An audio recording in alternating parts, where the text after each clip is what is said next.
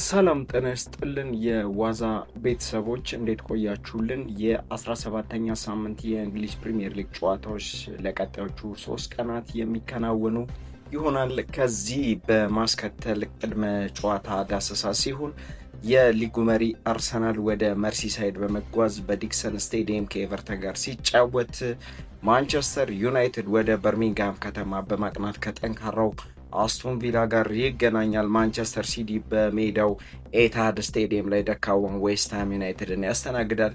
የኤንዞ ማሬስካው ቸልሲ ወደ ሴንት ጄምስ ፓርክ ስቴዲየም በዕለተ ቅዳሜ በማቅናት የምሳሳት ጨዋታውን ያከናውናል። የሳምንቱ ታላቅ ጨዋታ በለንደን ቶተንሃም ሆትስፐር ስቴዲየም ቶተንሃም እና ሊቨርፑል የሚያገናኘው ጨዋታዎች ይጠበቃሉ። ከዚህ በማስከተል የጨዋታ ደሰሳዎችን ሰፋ አድርገን እንመለከታለን።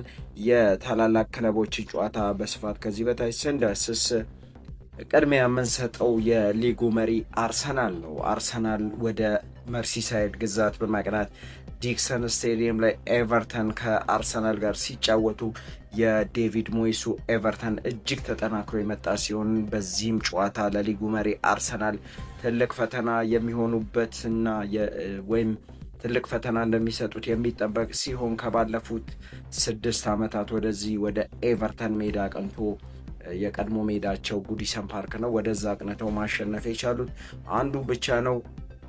ከቅርብ ሳምንታት ወደዚህ መድፈኞቹ አርሰናሎች የአቋም መውረድና ነጥብ የመጣል ሁኔታ የገጠማቸው ሲሆን አርሰናሎች ከተከታያቸው ሲቲ ያላቸውን የነጥብ ልዩነት 2 ብቻ መሆኑ ጫና ውስጥ የሚከታቸው ነው የሚሆነው። ይህ ጨዋታ በመሀል ዳኝነት የሚመሩት ሳምባሮት ይሆናሉ። በአርሰናል በኩል በጉዳት ምክንያት የማይኖሩ ተጫዋቾች ክርስቲያን ሞስኩዌራ፣ ካይ ሃቨርት፣ ጋብርኤል ማጋላሽ እና ማክስ ዳውማን እንደማይሰለፉ የተረጋገጡ ተጫዋቾች ናቸው።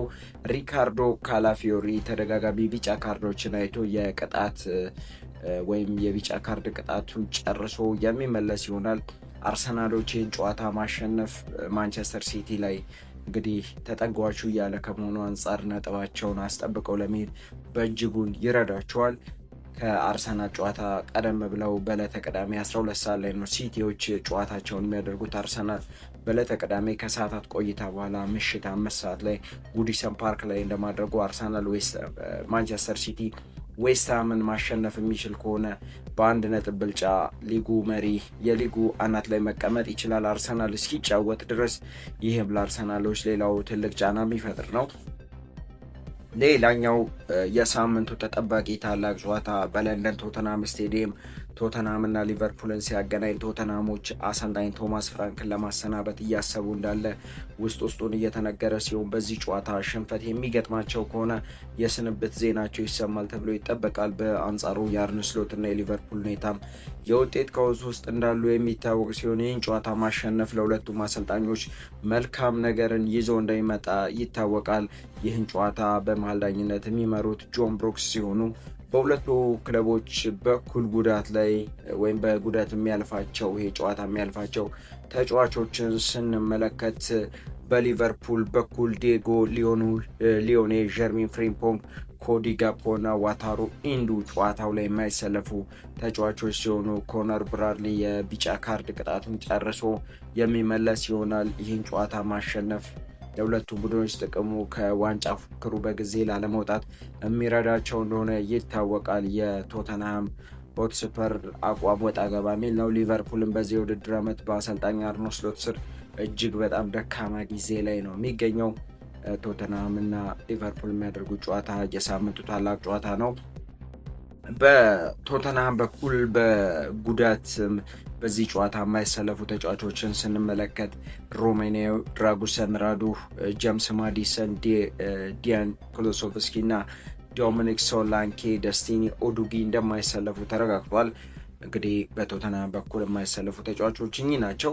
ሌላኛው ወሳኝ ጨዋታ ከቅርብ ጊዜያት ወደዚህ በድንቅ ጉዞ ላይ የሚገኙት የሊጉ መሪ አርሰናል ላይ ደረስኩብህ እያሉ ጫና እየፈጠሩ ያሉት ማንቸስተር ሲቲዎች ደካማውንና በወራጅ ቀጠና ላይ የሚገኘውን የኑኖ ሳንቶ ኤስፒሪቶ ዌስትሃም ዩናይትድን በኤታሃድ ስቴዲየም የሚያስተናግዱ ይሆናል። ይህን ጨዋታ ማንቸስተር ሲቲ ከሊጉ መሪ አርሰናል ቀደም ብለው ማድረጋቸው በጨዋታው ካሸነፉ በአንድ ነጥብ ልዩነት መሪ መሆን ይችላሉ። አርሰናል ምሽት 5 ሰዓት ላይ ከኤቨርተን ጋር ስለሚጫወቱ ቀደም ብለው ሲቲ የሚያደርጉትን ጨዋታ ካሸነፉ እንግዲህ የሊጉን የደረጃ ሰንጠረዥ አናት ላይ መቀመጥ ይችላሉ። በአርሰናል ላይም ትልቅ ጫና ማሳደር ይችላሉ።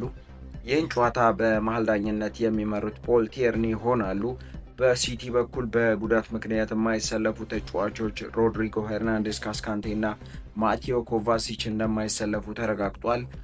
የሲቲና የዌስትሃም ጨዋታ ይህን ይመስላል።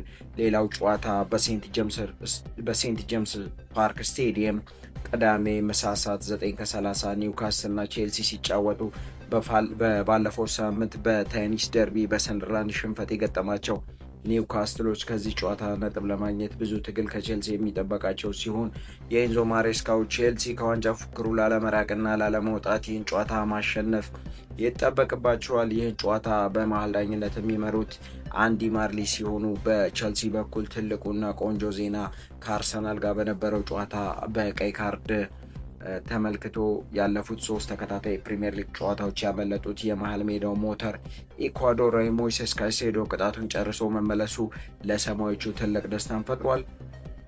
በጉዳት ይህ ጨዋታ የሚያመልጣቸው ተጫዋቾች ሌቪ ኮልዊል፣ ዳሪዮ ኢሱጉ፣ ሮሚ ላቪያ እና ሊያም ዴላፕ እንደማይኖሩ ተረጋግጧል።